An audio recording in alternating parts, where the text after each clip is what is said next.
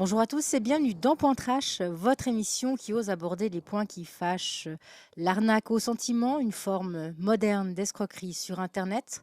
Notre invité d'aujourd'hui en a fait les frais et pour des raisons de sécurité a souhaité garder l'anonymat. John, bonjour, Bonjour, bienvenue dans Point Trash.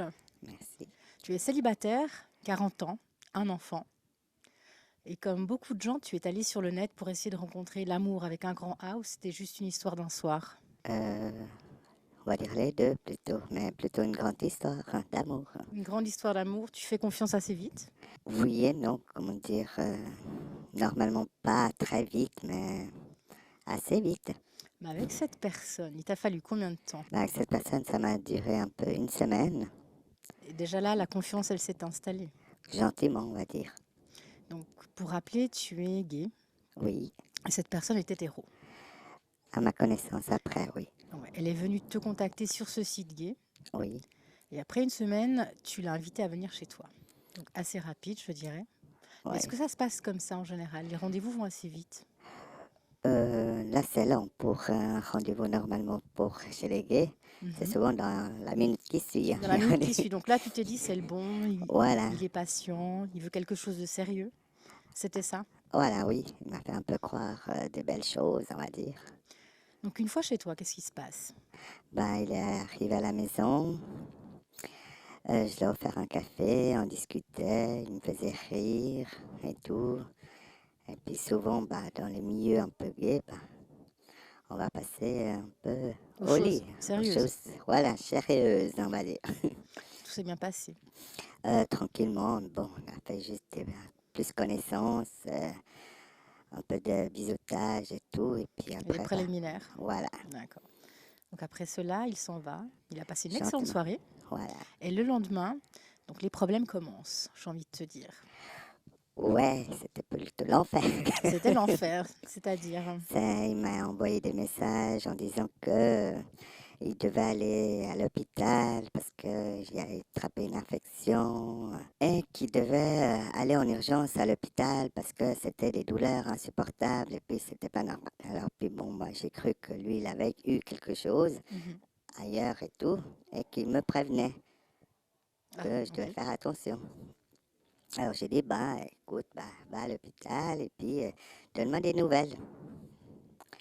Et un peu plus tard, en me disant non, mais c'est toi qui m'as donné ça.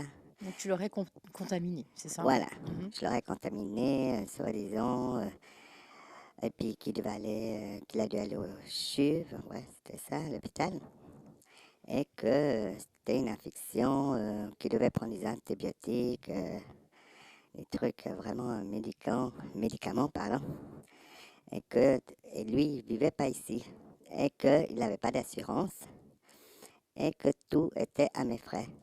Et donc que c'est moi qui l'a contaminé. Et toi, alors, donc, dans ce cas, tu réagis comment? Tu dis, ok, je vais t'aider à payer. Tu Bah, ressens un petit peu déjà là qu'il y a de là, il y l'arnaque. avait déjà un peu, c'était plutôt de l'agressivité en fait. Mhm. Parce que moi, je disais, mais c'est pas possible que ce soit moi, parce que ça se met pas tout de suite les infections. Mhm. Et c'est là que vraiment, oui, moi, je veux pas de problème, j'ai une femme, et puis je veux pas que ma femme sache que j'ai attrapé ça à cause de toi. Et puis, et puis en plus, moi, j'ai même pas d'assurance, alors il faut que tu me payes les frais d'hôpitaux. Et puis c'est là qu'il a commencé à me dire, ouais, je vais débarquer chez toi. Là, il y avait ton adresse. Oui, Donc là, ça craint. bah oui, comme il est venu le soir avant. Ouais. Alors, ouais. Et puis il fallait que je lui donne 200 balles. Parce que ça a coûté 200 francs tous les trucs de médicaments. Puis moi, je dis, mais non, mais c'est pas possible. Je dis, on peut pas payer comme ça directement. Je dis, on n'est pas, je sais pas, comment dire ça. Par exemple, en Asie, tu peux payer l'hôpital directement. Mhm. Et c'est là que tu as senti le piège se refermer sur toi et Oui, que tu t'es fait avoir et que c'était justement de l'extorsion d'argent. Et dans oui, ce cas-là, bah, ils se sont pointés chez toi. oui. Ils ont sonné, ils ont frappé. Et à aucun moment, tu t'es dit, je vais appeler la police. Bah, sur le panique, non, parce que pour moi, la police, ils disent souvent que tant qu'il n'y a pas d'acte, Mhm. il n'y C'est a vrai. rien. C'est toujours classé sans suite Voilà. pour ce genre Et d'histoire, c'est vrai. puis, alors moi, le seul truc que j'ai pu, c'est j'ai réussi à penser tout de suite à appeler mon frère, Oui. qui habite d'ailleurs très loin. Et il a fallu aussi un moment pour venir, ça veut dire une demi-heure, ça veut dire pendant toute cette demi-heure, le gars était derrière la porte. Il n'est pas venu seul, je crois. Non, il était accompagné, que je voyais par la fenêtre. Il y avait une surveillance quand même. Alors là, ton frère arrive et qu'est-ce qui se passe? Bah, mon frère, il commençait à me dire, maintenant tu descends avec moi, on va les affronter. Et puis il me met derrière lui quand même, parce que les deux, ils voulaient m'agresser, en disant que, regarde, toi, il avait même des mouchoirs avec du glaire dedans, en disant que, regarde tout ce qui est C'était sorti. du dégoût, en fin de compte, Ouais, presque de l'homophobie. oui. Et puis il commençait à m'insulter en me Mhm. disant que j'étais une merde, que je méritais pas de vivre, que mon frère devait avoir honte d'avoir un frère comme moi. Vraiment des trucs injurieux, mais encore, j'ose même pas dire les choses, tellement ça attaque, on va dire. Et puis, bon, j'avais mon frère qui me protégeait, mais comme il dit, mon frère, bah, moi, je peux pas faire grand-chose. Mhm. Donne si tu as cet argent, parce que c'est quand même des gens très violents. Et puis moi, il m'a dit, si je cogne, j'arrive pas à gérer les deux. Mhm. Parce que il y avait aussi quand même ma belle-sœur. Et puis il avait peur aussi que ces personnes agressaient aussi ma belle-sœur. Il m'a dit, moi, je pourrais pas protéger toi et, et ma femme, comment dire. Ouais. Alors c'est ça qu'il m'a dit, bah, donne l'argent. Et puis je vais leur dire 2, 3 mots pour qu'ils arrêtent. Et puis on verra la suite. Donc là, tu les as payés Eh oui, et ils sont pas revenus. ils sont pas revenus. Tu as peur aujourd'hui des représailles? Toujours, tu penses à cette personne?